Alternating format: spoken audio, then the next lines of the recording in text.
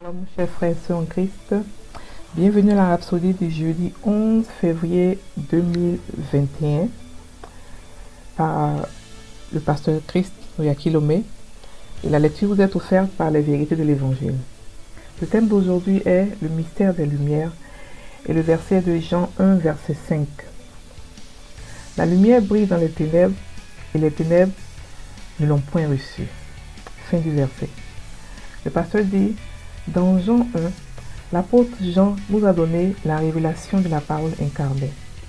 Il décrit comment la parole était dans le monde, mais le monde ne l'a point connue. Il déclare sans équivoque que la parole de Dieu était la vie. Cette vie est la lumière des hommes. Dans le 5e verset, il continue, disant: la lumière brille dans les ténèbres et les ténèbres ne l'ont point reçue. Le mot reçu, traduit ici, est le mot grec katalambano, ce qui signifie saisir, atteindre et aussi vaincre. Ainsi, la lumière brille dans les ténèbres et les ténèbres ne pouvaient pas l'atteindre en puissance. Les ténèbres ne pouvaient ni la vaincre ni la saisir. Les ténèbres ne pouvaient ni saisir ni comprendre le mystère des lumières. Les ténèbres ne pouvaient pas dominer ou vaincre la lumière et ne le peuvent toujours pas.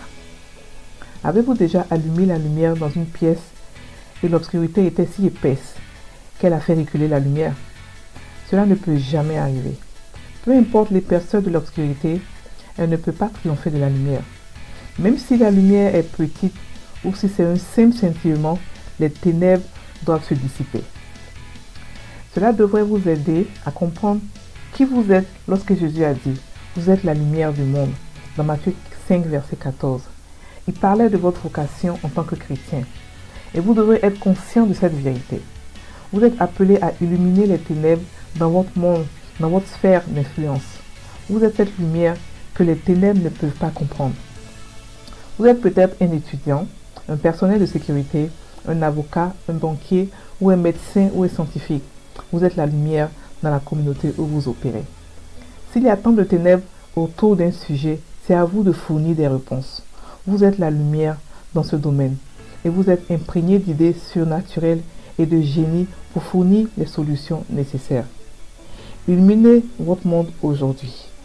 Matthieu 5, verset 6, la version amplifiée dit: que votre lumière brille tellement devant les hommes afin qu'ils voient votre excellence morale et vos actions louables, nobles et bonnes et reconnaissent, honorent, louent et glorifient notre Père qui est dans les cieux. Dieu. Alléluia. Donc le pasteur explique ici aujourd'hui que, étant donné que vous êtes la lumière, vous brillez dans les ténèbres. Et nous savons aujourd'hui que le monde où nous vivons appartient aux ténèbres. Mais nous sommes la lumière. Nous devons briller. Il a aussi expliqué que, quelle que soit l'obscurité, quelle que soit la lourdeur de l'obscurité, la lumière éclaire toujours. Il a dit que même si c'est une lampe, même si c'est juste une bougie, parce qu'elle est la lumière, parce que c'est sa nature de briller, elle va forcément briller dans l'obscurité. Donc nous devons être conscients de la lumière que nous sommes et d'éclairer notre entourage, d'être la lumière pour nos amis, pour nos voisins, pour notre famille, d'être la solution. Mais pour que cela arrive, il faudrait qu'on soit conscient de qui nous sommes en tant que chrétiens, que nous sommes la lumière. On n'allume pas une bougie pour la cacher, on allume une bougie pour qu'elle puisse éclairer les ténèbres. Nous sommes dans un monde de ténèbres. Et parce que nous sommes lumière, les ténèbres ne peuvent rien contre nous. Parce que nous sommes lumière, le diable ne peut rien contre nous, parce que c'est notre nature d'être la lumière. Mais il faudrait que nous soyons conscients. C'est lorsque nous sommes conscients seulement ça que nous pouvons refouler les ténèbres, que nous pouvons chasser les ténèbres autour de nous et autour de nos amis, autour de notre communauté. Mais nous sommes la lumière d'abord. C'est-à-dire que pour nos amis, pour notre famille, pour notre entourage, nous sommes la première lumière. Nous sommes la personne de référence, la première lumière pour eux, pour les éclairer. Donc frères et sœurs, je vous encourage à gagner des âmes autour de vous. Je vous encourage à toucher vos amis, à toucher votre famille, à toucher votre entourage. Votre entourage est votre premier lieu d'évangélisation. C'est là-bas d'abord que vous devez évangéliser avant d'aller évangéliser ailleurs. Vos amis, votre famille, vos maris, vos enfants, les amis de vos enfants, vos voisins, ce sont ceux-là qui sont d'abord vos âmes à évangéliser, avant d'aller évangéliser d'abord. Donc soyez la lumière pour tout ce monde-là. Éclairez comme vous devez l'être, parce que c'est votre lumière, c'est votre nature, vous êtes des lumières. Donc éclairez dans toute sa splendeur, dans toute la splendeur éclairée. Ne soyez pas des lumières ternies, des lumières jaunes, des lumières violées. Soyez des lumières qui éclatent comme le soleil. Éclairez votre entourage, éclairez tout le monde autour de vous par votre lumière, par votre savoir, par votre solution, par votre esprit, par l'Esprit de Dieu qui brille en vous. Dans le nom de Jésus. Ok. Nous allons faire maintenant la confession. Donc vous répétez après moi. Partout où je suis et dans tout ce que je fais, ma lumière brille avec tant d'intensité que le monde peut le voir.